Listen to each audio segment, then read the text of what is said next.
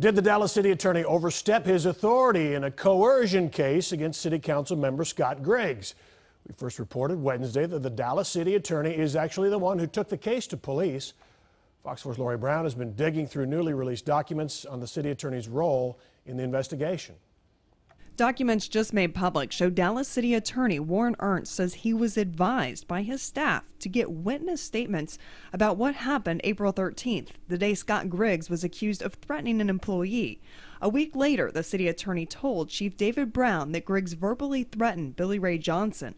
According to a police document, Johnson initially told police there was no incident between her and Griggs.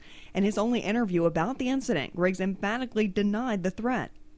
Did you threaten to break Ms. Johnson's fingers? No, absolutely not. Initially shock, hearing the allegation. Pete Schulte, an attorney who is not connected with the case, says the city attorney should have known not to collect witness statements. Acting like an investigator, taking statements, because he is the city attorney. He is one of the top level executives for the city of Dallas. When you go into somebody's office who's a lower level employee and you say, hey, I need you to write a statement, that's not appropriate. The documents show Chief Brown told Ernst to stop collecting witness statements and wait for detectives.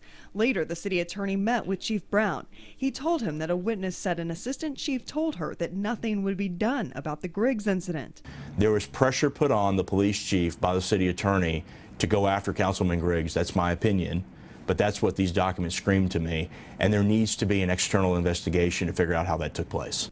Even the first assistant city attorney expressed concerns. Chris Bowers wrote in an email, "These allegations, as described, do not sound like crimes, so it will appear weird for DPD to investigate them and weird to refer them to a grand jury." What's your biggest concern when you see how this happened? This is how innocent people may find themselves indicted for a crime they absolutely did not commit.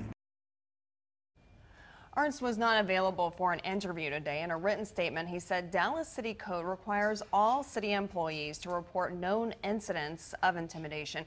But Steve, he did not go into why he proceeded to get written statements. All right, a question. Interesting kind of procedural thing here. Police interviewed Johnson, you said in your story, and she said absolutely nothing happened. And then they actually went to her home to interview her again. That's unusual, right?